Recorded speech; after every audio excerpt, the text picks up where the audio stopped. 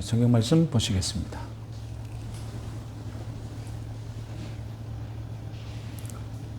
창세기 24장 1절에서 27절까지의 말씀입니다. 창세기 24장 1절에서 27절 같이 읽겠습니다. 아브라함이 나이가 많아 늙었고 여호와께서 그에게 범사에 복을 주셨더라. 아브라함이 자기 집 모든 소유를 맡은 늙은 종에게 이르되 청하건대 내 허벅지 밑에 내 손을 넣으라.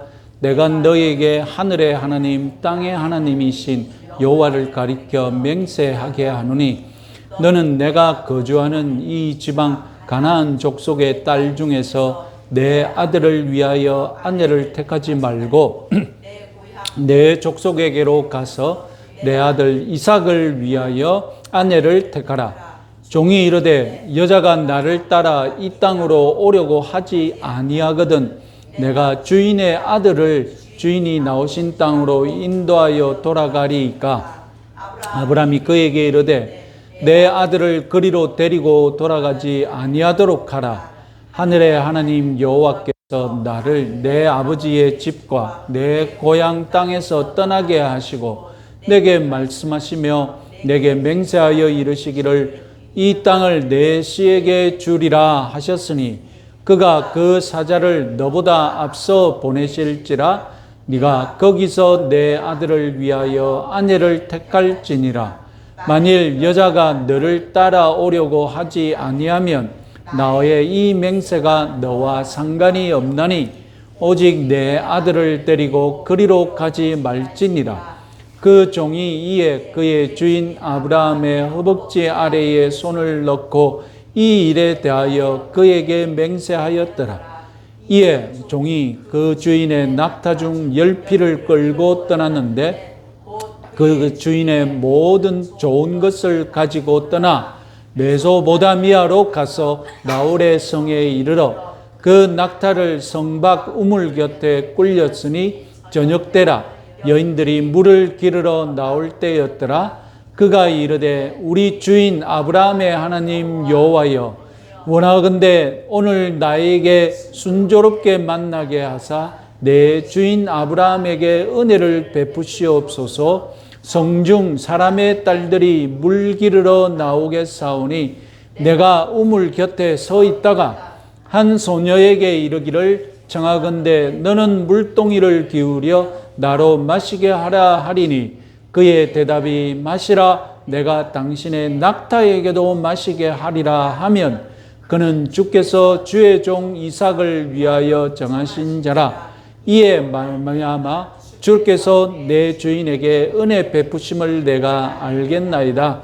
말을 마치기도 전에 리브가가 물동이를 어깨에 메고 나오니 그는 아브라함의 동생 나홀의 아내 밀가의 아들 부두엘의 소생이라. 그 소녀는 보기에 심히 아리답고 지금까지 남자가 가까이 하지 아니한 처녀더라. 그가 우물로 내려가서 물을 그 물동이에 채워가지고 올라오는지라. 종이 마주 달려가서 이르되 청하건대 내 물동이의 물을 종에게 조금 마시게 하라. 그가 이르되 내 주여 마시소서 하며 급히 그 물동이를 손에 내려 마시게 하고 마시기를 다하고 이르되 당신의 낙타를 위하여서도 물을 길어 그것들도 배불리 마시게 하리이다 하고 급히 물동이의 물을 구유에 붓고 다시 기르려고 우물로 달려가서 모든 낙타를 위하여 깃는지라. 그 사람이 그를 묵묵히 주목하여 여호와께서 과연 평탄한 길을 주신 여부를 알고자 하더니 낙타가 마시기를 다음에 그가 반세겔 무게의 금 코걸이 1개와 10세겔 무게의 금 손목걸이 1쌍을 그에게 주며 이르되 네가 누구의 딸이냐 청하건대 내게 말하라. 내 아버지의 집에 우리가 유숙할 곳이 있느냐? 그 여자가 그에게 이르되 나는 밀가가 나홀에게서 낳은 아들 부두엘의 딸이니이다. 또 이르되 우리에게 집과 사료가 족하며 유숙할 곳도 있나이다. 이에 그 사람이 머리를 숙여 여호와께 경배하고 이르되 나의 주인 아브라함의 하나님 여호와를 찬송하나이다. 나의 주인에게 주의 사랑과 성실을 그치지 아니하였사오며 여호와께서 길에서 나를 인도하사 내 주인의 동생의 집에 이르게 하셨나이다 하니라. 아멘. 예, 우리는 오늘 27절까지 읽었는데 원래는 67절까지 있는 장입니다. 본문을 읽으시면서도 아이고 길다 이런 느낌을 받으셨죠? 오늘 족장 이야기들 중에 가장 긴 이야기가 창세기 24장입니다. 창세기 전체로 확대해도 다니엘 이야기로는 노아 홍수가 제일 길고 그 다음 이야기가 바로 오늘 리브가를 선택하는 이야기입니다. 그래서 유명한 설교학 교수는 이 67절 전부를 다 읽어야 하나 그런 고민이 될 것이다 라고 우스갯소리를 했습니다. 그래서 다 읽지 않아도 된다고 몇 가지 대안을 제시했었습니다. 그런데 저는 두 번에 나눠서 강의하기 때문에 두 번에 걸쳐서 다 읽을 것입니다. 다음 주에는 각오하십시오. 28절부터 67절까지 읽어야 됩니다. 제가 굳이 다 읽게 하는 이유는 흔히 독경, 성경 읽기라고 하지 않습니까?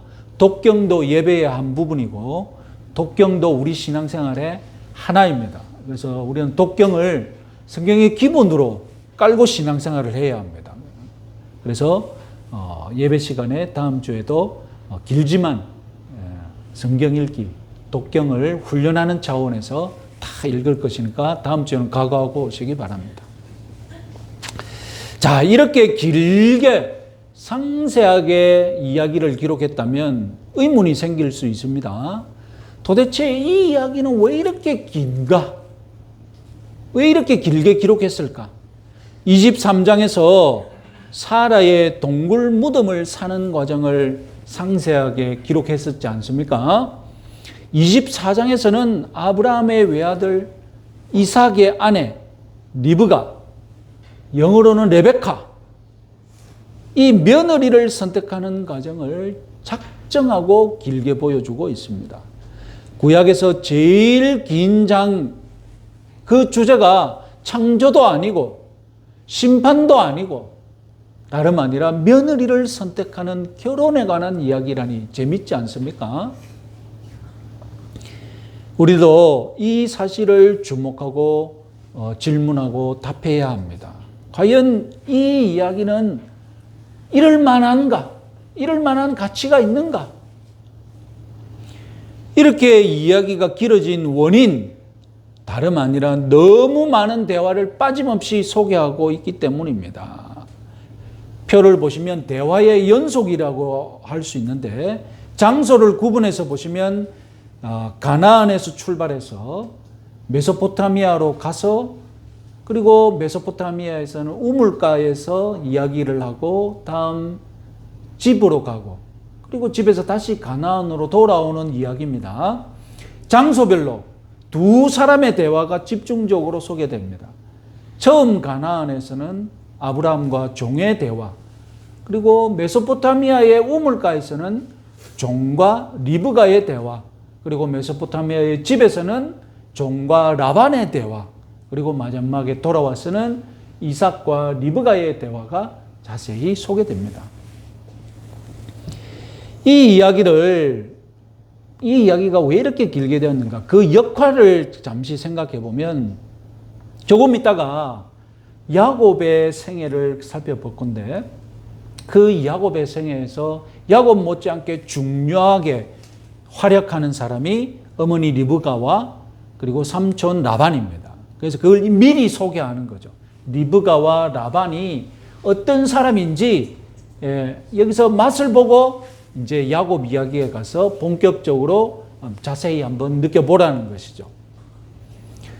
그리고 결정적으로 이 이야기는 이 창세기 성경의 1차 독자, 우리가 아니라, 우리는 1차 독자가 아니잖아요. 우리는 이미 수천 년의 시간 뒤에 이 책을 읽는 독자지 않습니까? 그러나 창세기의 1차 독자, 다름 아니라 유대인들이죠.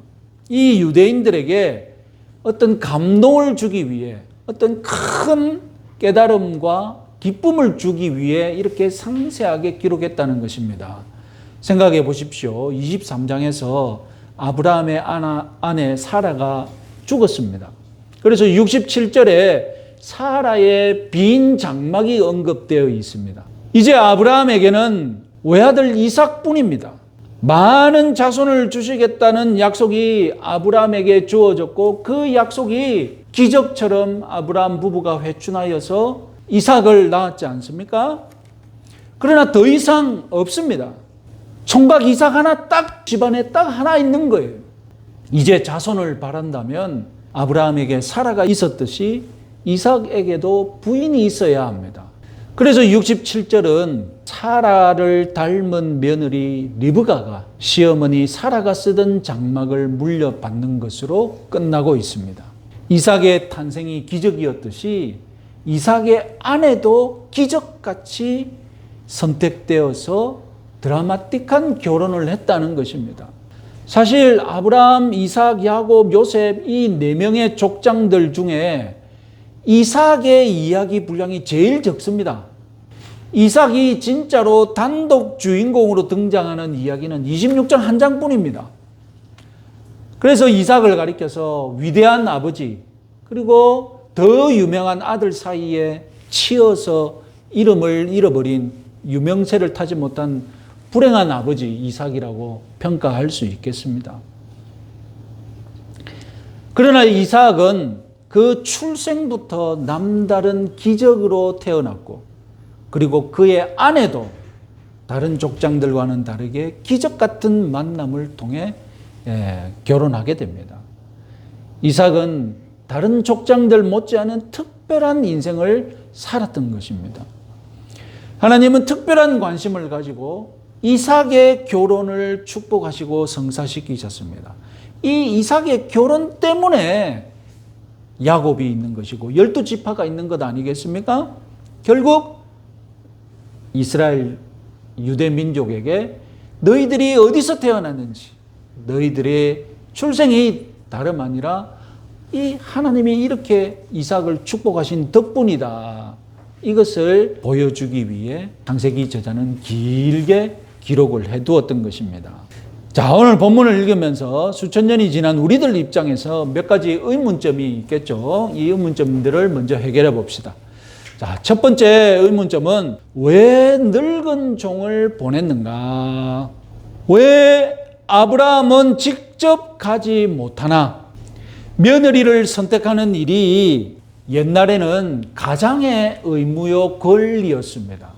뭐 내가 연애해서 여자를 데려오겠다 그런 생각은 못하고요. 집안의 가장이 며느리를 선택하는 겁니다.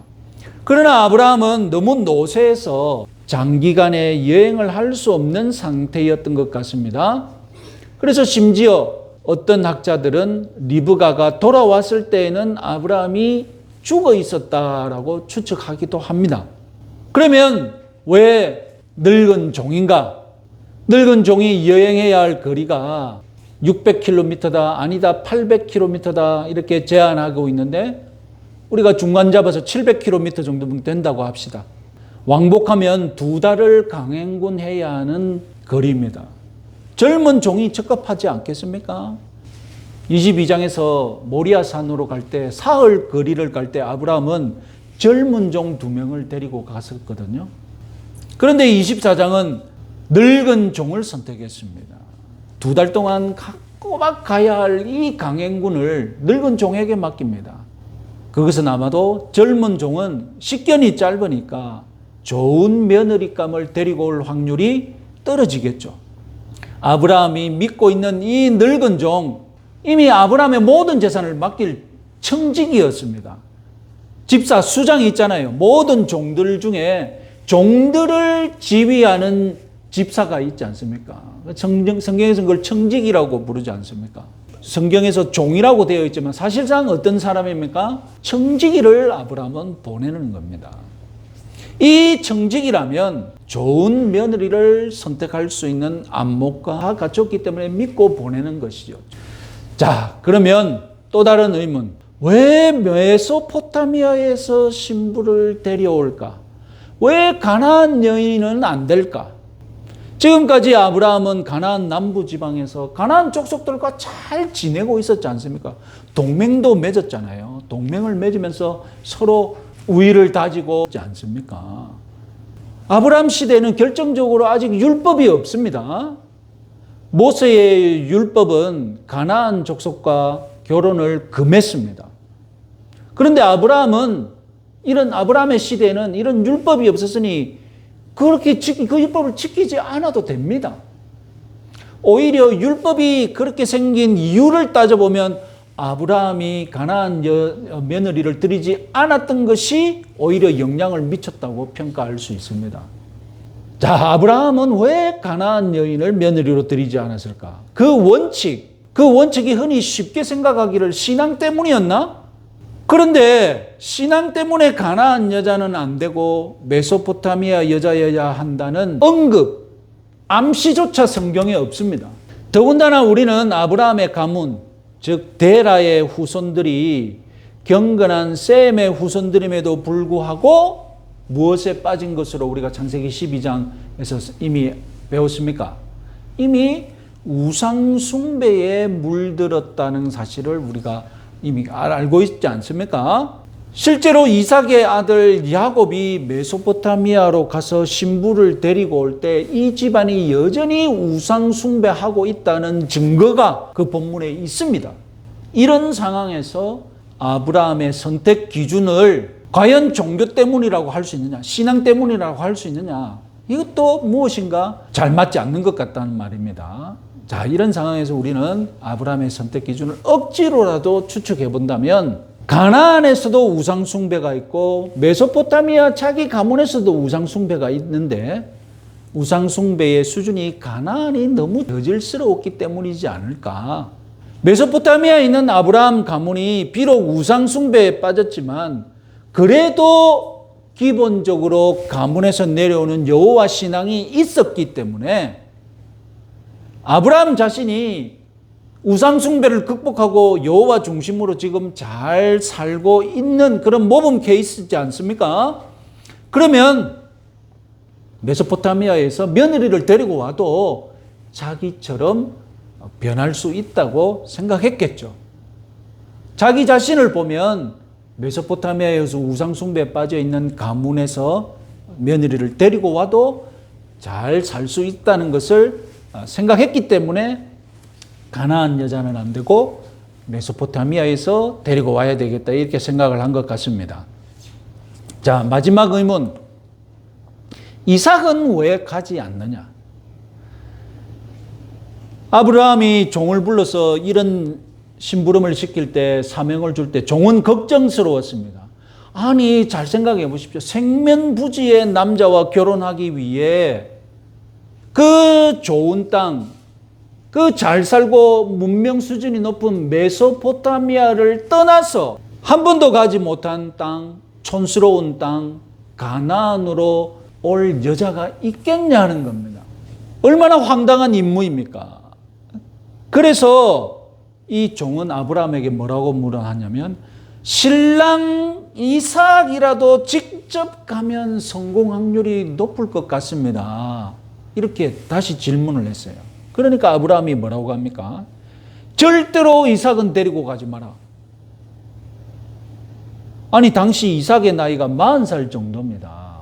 40살이면 그 장거리 여행하기에 딱 좋지 않습니까? 리더가 되어서 건장한 모습으로 딱 나타나서 마음에 드는 여자에게 청혼을 하고 진부감을 데리고 오면 얼마나 보기 좋습니까? 그런데 40살 되는 신부감은 40살 정도 되는 신랑감은 가나안 촌구석 그대로 있고 늙은 종이 가가지고 신부감을 구한다고 하니 그게 잘 되겠습니까? 그러면 아브라함은 왜 이삭은 보내지 말았을까요? 그것은 이삭이 선진 문명을 가진 이 메소포타미아에 반해버려서 정착해버릴 것을 우려했기 때문입니다. 이삭이 메소포타미아로 돌아간다? 이것은 아브라함에게 어떤 의미겠습니까? 자기는 메소포타미아에서 나왔잖아요. 자기는 곧 죽을 텐데 아들이 메소포타미아로 돌아간다? 이것은 아브라함에게 어떤 의미입니까? 자기 인생 전체를 부정하는 꼴이 되겠죠. 자기 인생 전체를 없는 것처럼 만들어버리는 일이 되지 않습니까? 심각한 것은 이삭이 만약에 메소포타미아로 돌아가서 거기서 정착해버린다? 그러면 아브라함의 후손들은 다 어디서 사는 겁니까, 이제? 메소포타미아에서 살겠죠? 그럼 하나님이 아브라함에게 주신 약속은 뭡니까? 메소포타미아의 땅을 주신다고 했습니까? 가나안의 땅을 주신다고 했습니까? 아니, 자손들은 전부 메소포타미아에 살고 있고 가나안 땅은 주시겠다고 하면 이 말이 안 되잖아요. 그래서 아브라함은 절대로 이삭은 메소포타미아로 가서는 안 된다라고 못 박아두었던 것입니다. 이렇게 난감해하는 종에게, 이 어려운 임무를 수행하려는 종에게 아브라함이 7절에서 이런 말을 합니다. 같이 한번 읽어보겠습니다. 하늘의 하나님 여호와께서 나를 내 아버지의 집과 내 고향 땅에서 떠나게 하시고 내게 말씀하시며 내게 맹세하여 이르시기를 이 땅을 내 씨에게 주리라 하셨으니 그가 그 사자를 너보다 앞서 보낼지니라. 내가 거기서 내 아들을 위하여 아내를 택할지니라. 한마디로 줄이면 뭡니까? 하나님이 다 준비해 놓으신다. 걱정하지 말고 가거라. 아브라함이 이렇게 자신 있게 종에게 믿음을 줄 수 있는 이유 무엇입니까? 22장에서 아브라함이 무엇을 체험했습니까? 여호와께서 준비하신다. 여호와 이레의 체험을 이미 했지 않습니까? 이삭을 위해 무엇을 준비해 두었습니까? 하나님께서 양을 준비해 두셨잖아요. 그러면 이번에도 이삭을 위해 당연히 신부감을 준비해 두시겠죠. 늙은 청지기도 창세기 22장 모리아산 이야기를 들어서 잘 알고 있죠. 그 종 2명이 와서 다 이야기했을 것 아닙니까? 그리고 아브라함에게도 물었을 것이고 이삭에게도 물어보았을 것이고, 그래서 이 늙은 청지기는 모리아산에서 무슨 일이 있었는지 아브라함의 이야기도 듣고 이삭의 이야기도 듣고 종들의 이야기도 듣고 생생하게 모리아산에서 있었던 그 여호와의 이레의 사건을 종도 잘 알고 있는 거예요. 그래서 여호와 아브라함이 종에게 하나님이 준비하신다, 가거라 했을 때 아멘하고 담대하게 출발했던 것입니다.